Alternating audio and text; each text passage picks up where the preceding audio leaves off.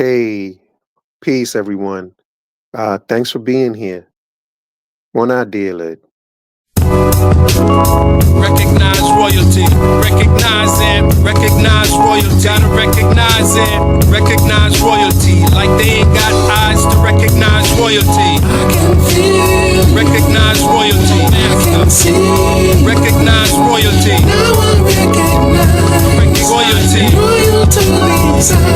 Royalty. I can see, recognize royalty. I can love, recognize royalty. Now I recognize it. Royalty, royalty. I recognize passion. Never just the man with the title in his hand, with the vital in his hand, with the Bible in his hand. Yo, never just the man with the scepter and demand, with the lecture and the stand, with the vector and the candle. Can you understand the grand from the texture of the hand? Hard at work, are you hard at work? Working with the man, don't kiss the ring of royalty. Crown him king, just a thing, letting loyalty ring. Bring frankincense and myrrh and other things. It's gold already blings from the highest that prizes no sins. Recognize the kings overruling commandments with the Trinity and the power it brings when you recognize royalty.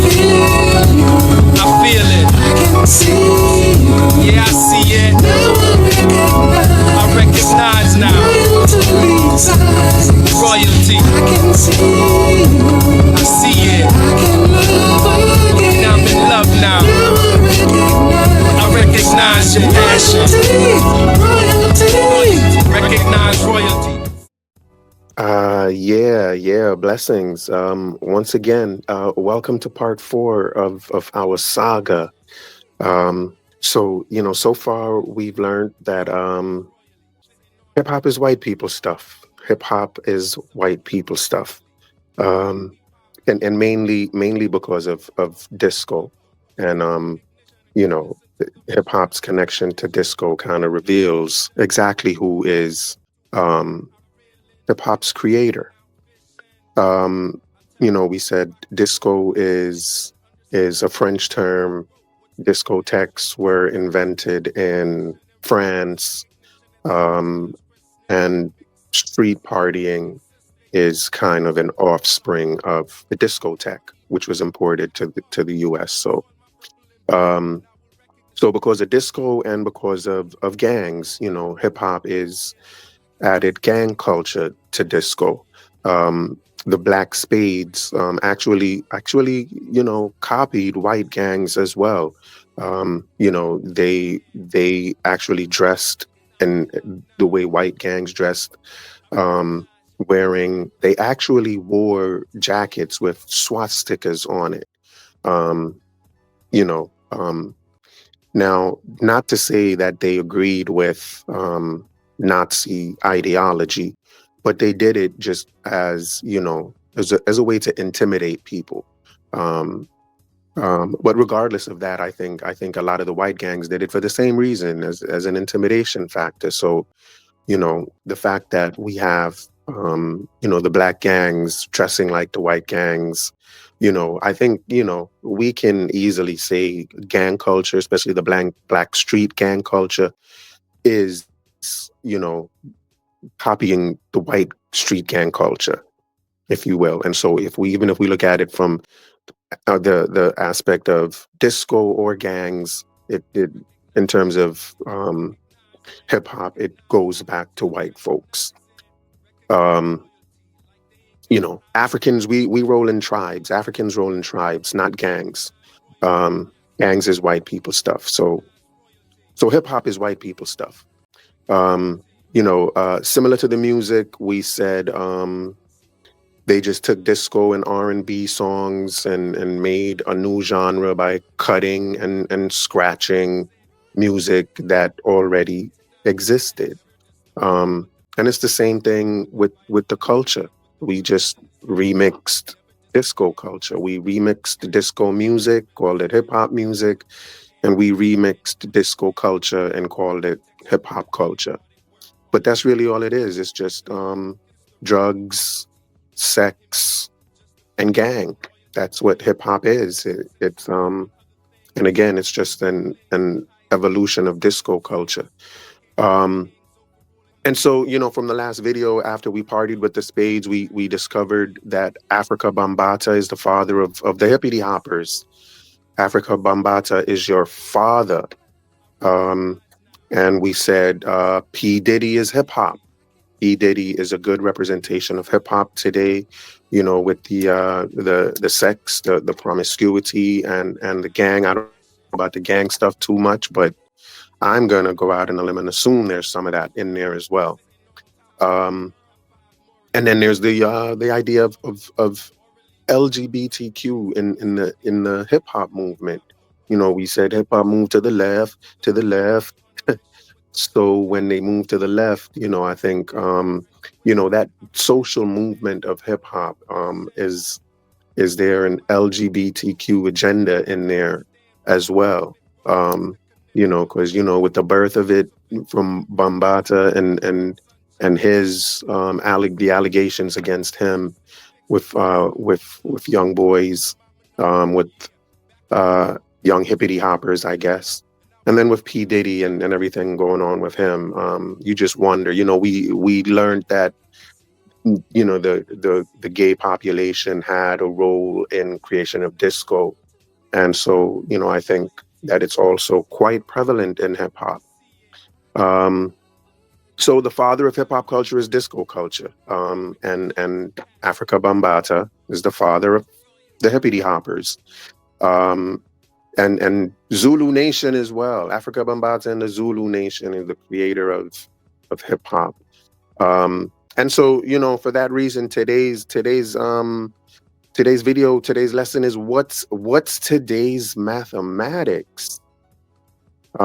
What's the mathematics, son? And I'm gonna say today's mathematics is knowledge. Or it could be wisdom. It may be understanding. I'm not quite fully sure. But I'm gonna say it's knowledge. Today's mathematics is knowledge, because the fifth element of hip hop is knowledge.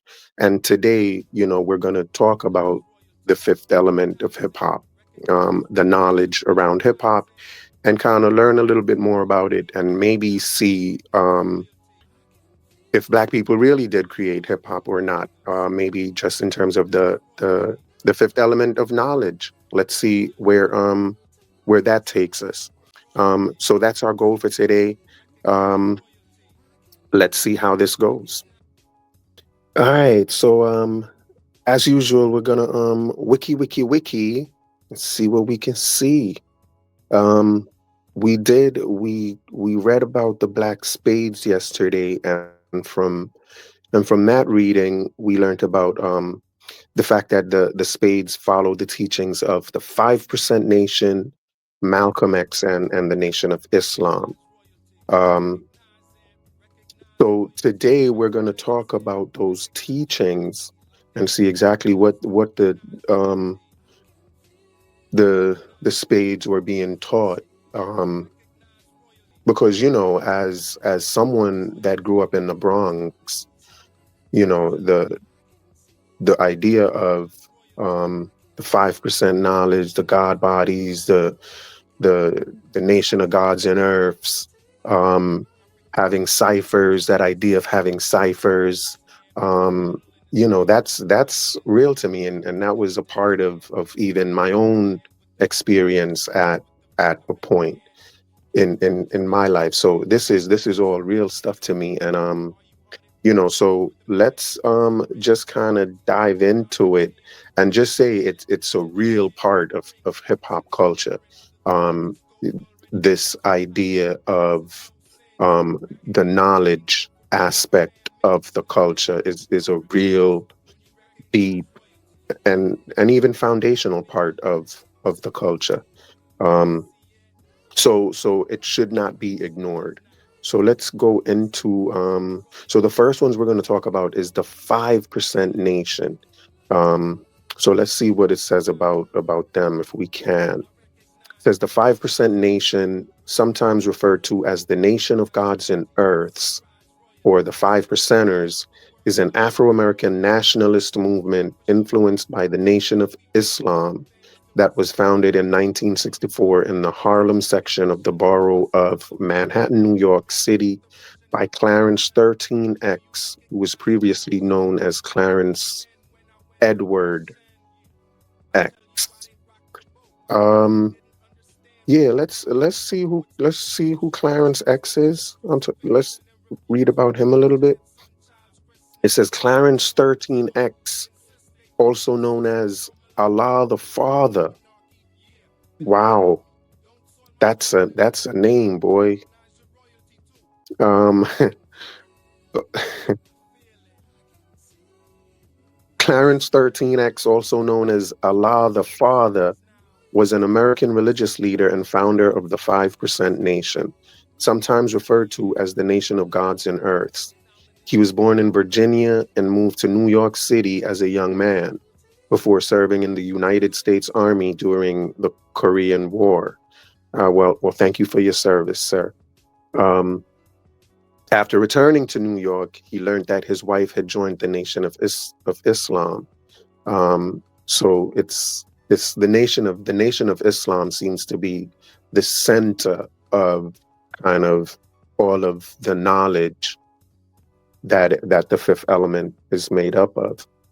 Um, so he followed his wife, taking the name Clarence 13X.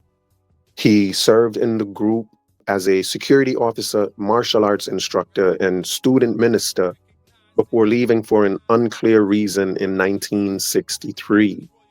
Um, so there was a lot going on in the NOI. They were doing a lot of stuff. He was into martial arts instructor and student minister. So this seems, NOI seems like it was, and I don't know, may still be kind of, a really, they got a lot going on. Um, he enjoyed gambling, which was condemned by the NOI, and disagreed with their teachings that Wallace Fard Muhammad was a divine messenger. After leaving the NOI, Clarence 13X formed a new group with other former members. He concluded that all Black men were divine and took the name Allah to symbolize this status. He rejected the belief in an invisible God, teaching that God could be within each Black man. In his view, women were earths that complemented and nurtured men. He and a few assistants retained some NOI teachings and pioneered novel interpretations of them. They ascribed teachings to the meaning of letters and numerals. Understanding the meaning of each letter and number was said to provide deep truths about God and the universe. Um, yeah. What's today's mathematics, son? I think the day of the month, like that, those numbers, each number represents something, a different mathematics, if you will, or a different learning or, teaching. Um, and so it was numerology, for lack of a better word. And all of this stuff, like I think I've mentioned before, is pseudo knowledge. It's pretty pseudo stuff. Like this is a numerology cult, for lack of a better word. um so Clarence 13X referred to his new movement as the Five Percenters, referencing a NOI teaching that only 5% of the population knew and promoted the truth about God. One way that he distinguished this group from his previous faith was by rejecting dress codes or strict behavioral guidelines. He allowed the consumption of alcohol and at times the use of illegal drugs. Wow. Allah himself allowed the use of alcohol and drugs. I mean, so why wouldn't hip hop be, rampant with drug use and alcohol? Um, Allah allows it, like that's That's interesting. Um, in 1964, Clarence 13X was shot by an unknown assailant, but survived the attack. I mean, he is Allah. He's supposed to survive. Um, am I right? Um, After an incident several months later in which he and several of his followers vandalized stores and fought with police, he was arrested and placed in psychiatric. Uh, Vandalizing stores and fought and fighting with police. That's no way for Allah to behave. That's just crazy. That's un-Allah like. Um, After he was arrested and placed in psychiatric care. Um, it sounds right. He was diagnosed with paranoid schizophrenia. He referred to himself as Allah, which had become his preferred name. He was released from custody after a 1966 ruling by the Supreme Court placed limits on confinement without trial. Although he initially taught his followers to hate white people, he eventually began to cooperate with white city leaders. Um, yeah, I guess teaching to be okay with whites is an eventual thing, but he was teaching to hate white people, and I think that kind of goes along perfectly with hip hop culture. Um, you know what I'm saying? The fact that yeah, there's just a lot of hate for white people everywhere nowadays.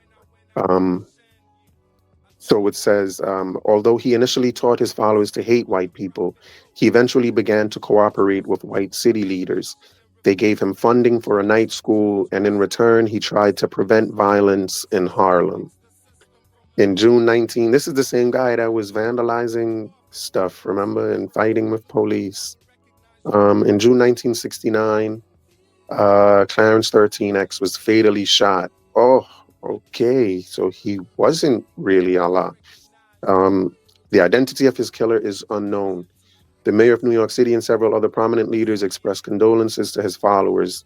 Although the five percenters faltered in the immediate aftermath of his death, the movement rebounded after new leadership emerged. The group took a new hierarchical approach to leadership, and no single leader replaced Clarence 13X. He has been held in high regard by five percenters who celebrate his birthday as a holiday. Um, yeah, and I think this kind of makes sense as to why FBA has chosen Lord Jamar as one of their leaders. I think Lord Jamar is a five percenter. Someone can correct me, but I'm pretty sure Lord Jamar is a five percenter. Um, and so, yeah, the fifth element seems quite pseudo-ish right now. Um, but I think that's pretty much all I want to talk about with the five percenters. The next person was Malcolm X. I don't think I need to say anything about Malcolm X. Everybody knows Malcolm X. Malcolm X is the standard of manhood in the black community and in hip hop culture in particular. Malcolm X is the man. You know what I mean? It's Malcolm. Malcolm is him. Um, and so I don't know how much I'm going to read about Malcolm, but I am going to read a little bit for those who don't know. Malcolm X, born Malcolm Little, later El Haj Malik Al Shabazz, was an African American revolutionary, Muslim minister, and human rights activist who was a prominent figure during the civil rights movement until his assassination in 1965. Spokesman for the NOI until 1964. He was a vocal advocate for Black empowerment and the promotion of Islam within the African American community. Um, yeah. Once he went to jail, it was actually in jail that he encountered the NOI and joined the NOI. And he got it to jail from his prison activity. I wonder if Malcolm was in the Black Spades. Hmm. Was Malcolm in the Black Spades? That's interesting. I know he was familiar with the Black Spades. Um, but yeah, that's. I mean, yeah, there's always that connection. If you're in the NOI, you're connected. You're gang gang. Um, okay, so it says he was a controversial figure accused of preaching violence. Malcolm X is also a widely celebrated figure within African American and Muslim communities for his pursuit of racial justice.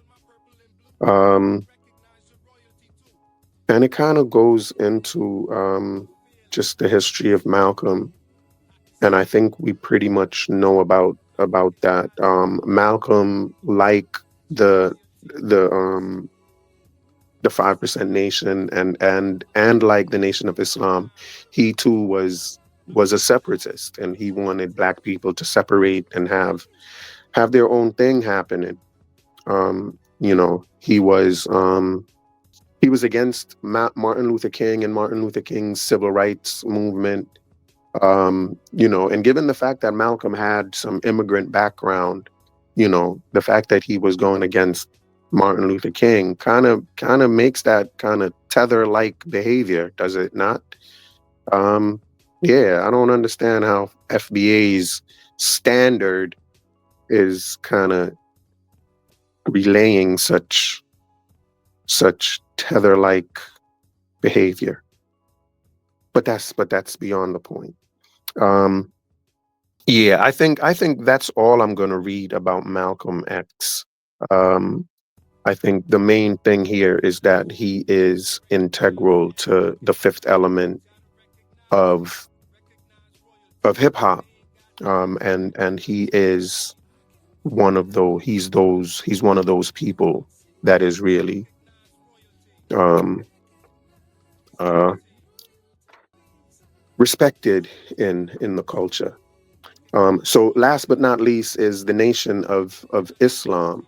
Let's just talk about the Nation of Islam a little bit. It says the Nation of Islam is a religious organization founded in the United States by Wallace Fard Muhammad.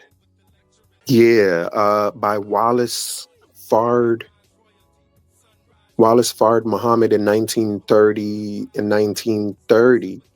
Um, maybe we should look into Wallace Fard Muhammad, see what he was about a little bit. Um, Wallace Fard Muhammad, um, among other names, was the founder of the Nation of Islam. It says he arrived in Detroit in 1930 with an ambiguous background and several aliases, and proselytized syncretic Islamic teachings to the city's Black population. His group taught followers to abandon old slave names in favor of new names that were bestowed on new members. Fard's movements similarly taught Black pride and Black exceptionalism, saying that the Black man is the original man, and teaching that the white race were devils created by eugenics. The group preached abstinence from drugs, alcohol, pork, and out of wedlock sex. Yeah, the Black man is the original man. I think that's also one of the teachings of of the the 5%ers. The Black man they are the gods of the universe. They actually created civilization, you know? So I think here we can kind of see um, the beginnings, perhaps, of why Black Americans um, take credit for everything. You know what I mean? They are the ancient Egyptians. They are the Abos. They're the Moors. You know, and why wouldn't they be? They created civilization. They're the mothers and fathers of civilization. So it's not surprising that this is the heart of the knowledge of their learning. You know, we was more than kangs. We was more than kangs. We was gods and earths. We're a powerful people. Um, yeah, but I digress again. Let me read a little more about Fard Mohammed. Let me read a little more about him. Um, so the group preached abstinence from drugs, alcohol, pork, and out of wedlock sex. So, at least he didn't promote drugs and alcohol. Good for him. Good for you, Fard.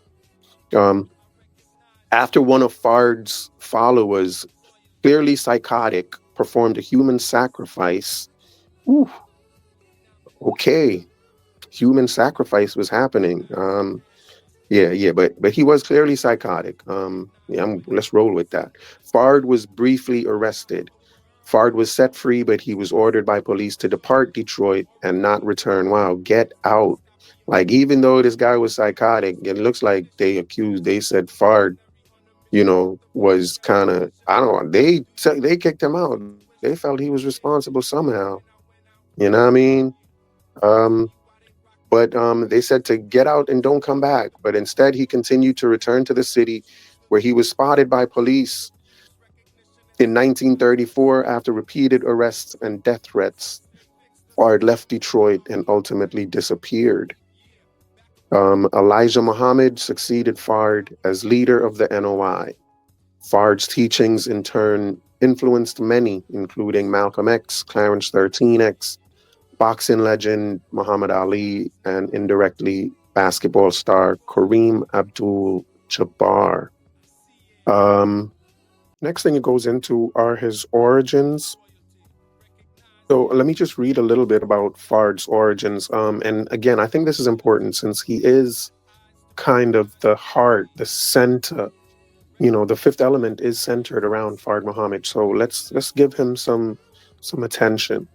It says Fard's origins are uncertain, as Fard variously identified as white, black, Spanish, Arab, Afghani, and on one occasion Jewish.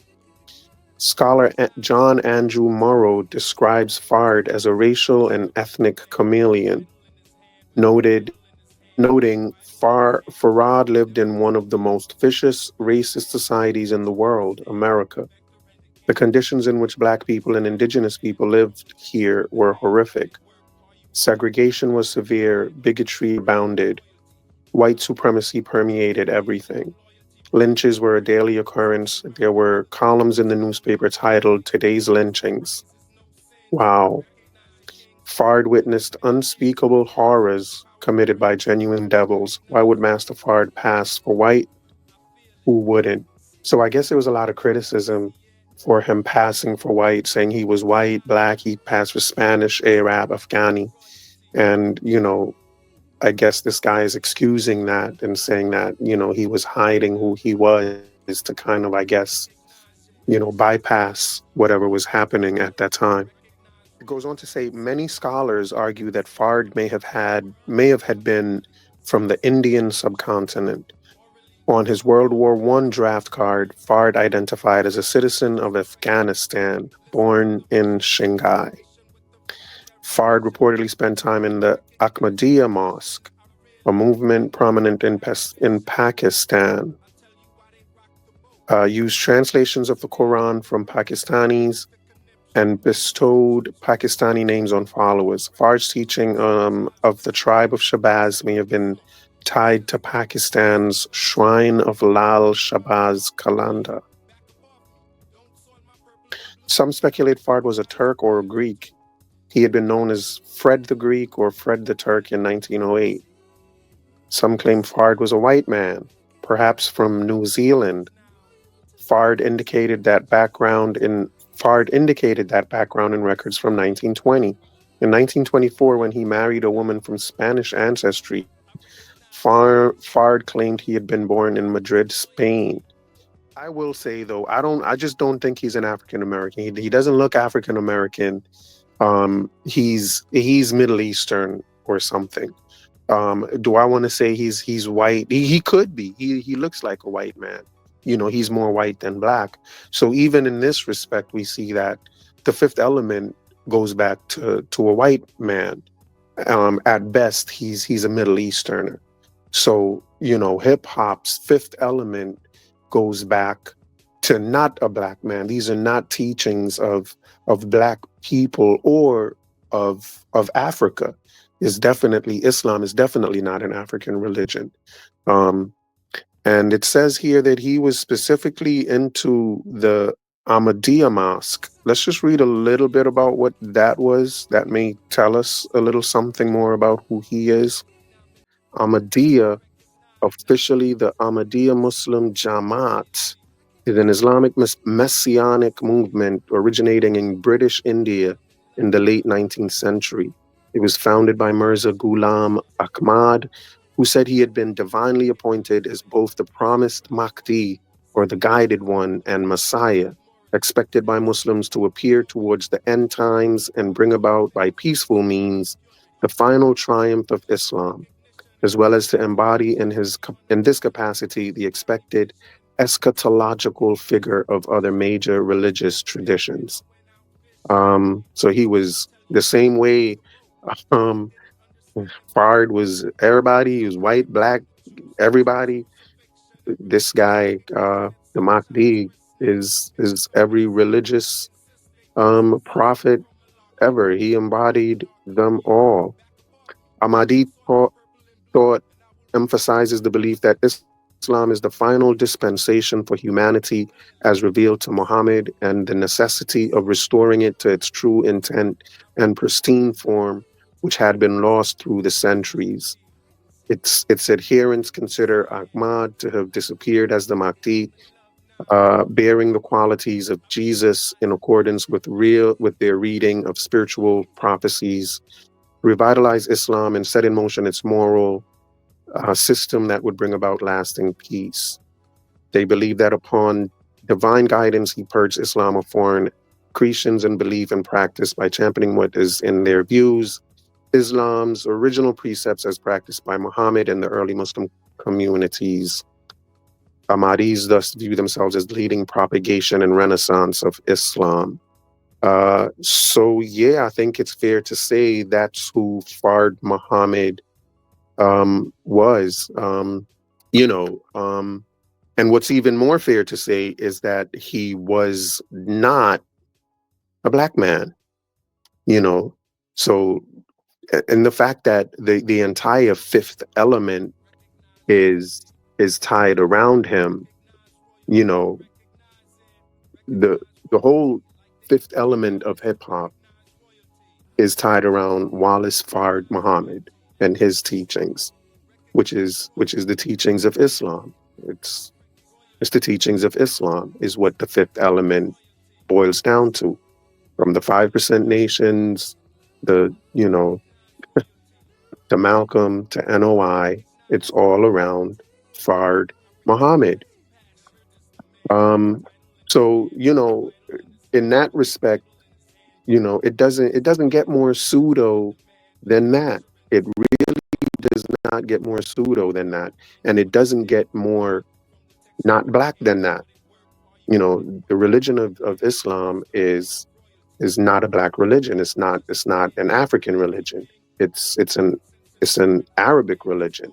If the fifth element itself, knowledge, is not from a black culture, how did y'all really create hip hop? So far we don't really see much of what's coming from black culture other than remixing and scratching, you know? Because that's all the NOI is, remixing and scratching Islam. That's what 5% Nation is, remixing and scratching Islam. But you're not really creating anything new, you know? But it's all Islam and it's not African stuff. It's not black people's stuff. The hippity hoppers, they all should have stayed in junior high school, man. The hippity hoppers should have stayed in school rather than cutting school to go to the mosque. I mean, because it seems like that's what was happening. You know, that seems like what was going on. And they left beautiful teachers in junior high school. They left their good teachers in high school, Miss Campbell and Mr. Chikowitz, all to go hang out with some pseudos and learn pseudo knowledge, you know? And I think that this is where the disrespect for traditional learning, or what we consider right learning, you know, learning, reading, writing, arithmetic, learning the sciences, that type of stuff, learning about physics and chemistry and civics, you know, civics, like stuff like that, learning to be good citizens. Um, that's not what is promoted in hip hop culture. Um, Hip hop culture is an anti-American culture. Like, it doesn't value what America values. Hip hop culture is an anti-American culture.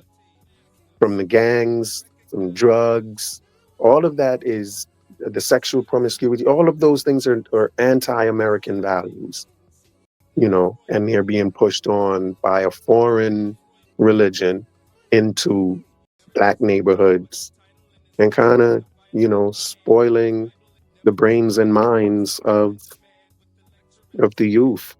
Yeah, so it looks like the creators of hip hop are European, meaning, you know what I mean, the disco culture. And the teachers of hip hop are Arabic, the Islam stuff. You know, that's all. That's what we've learned before, so far. Who your creators are and who your teachers are. Um, Disco culture, white people culture, and Islamic culture, Arabic people culture. But it's not black so far. I don't see where it's black so far. So what's today's mathematics, Shun? I'm not sure if I had it right, but I do know that the math teachers ain't black. So neither is the fifth element. You're you're son. I may not know what the mathematics is, but I know that the math teachers y'all had, Rod in them, they ain't black. So again, neither is your fifth element. So what did black Americans create? You know, it's crazy that, you know, white people, this the last thing I want to say. Um, you know, the N word is the most widely used word in hip hop culture, and in American culture as a result of that. You know, but it's a hip hop word. You know, only people in the hip hop culture uses that word like that. You got to be hip hop for that. And white people created hip hop, but they can't use that word. Ain't that something? They created hip hop and they can't use the most widely used word in hip hop. That ain't right, man. They should be able to no, no. I mean, if Fat Joe can use it, if Fat Joe can use it, come on, come on. They created hip hop. They created no, you know. Okay, okay. I digress. I digress. We'll do another show with that stuff. But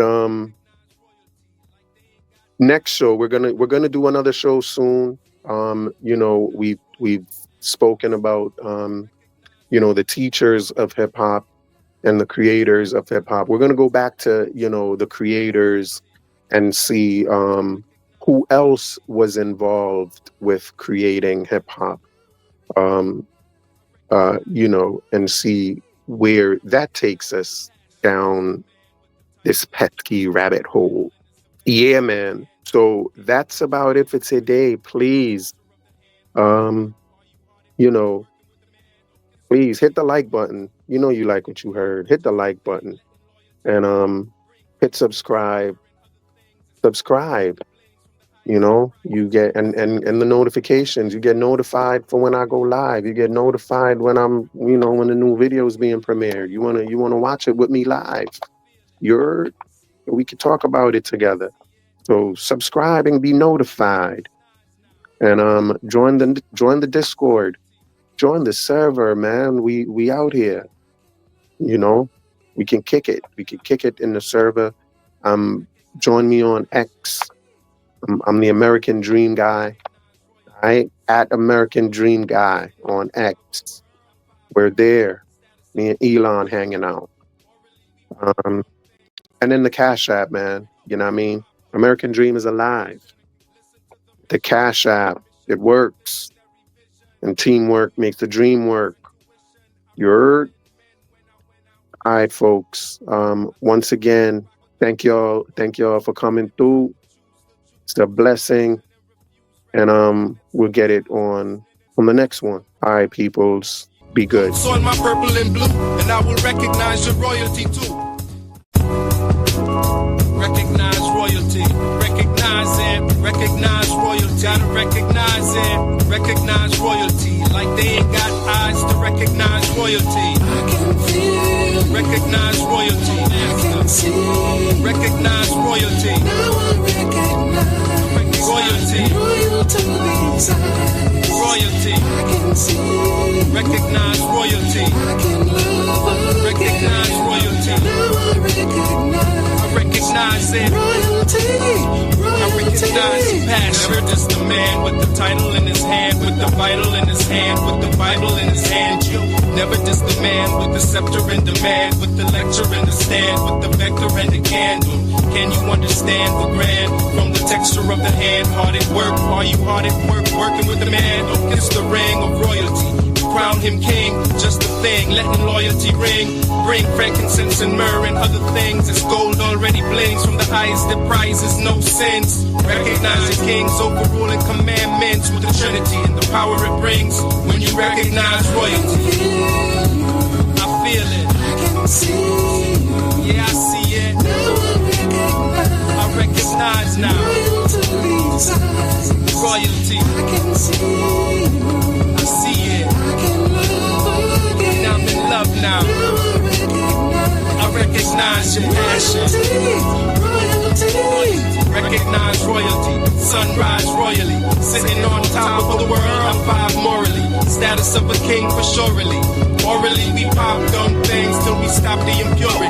We pop them just for recognition. Listen to the missionary on a mission with the visionary vision. Do you recognize intuition? I reel in men when I went out fishing.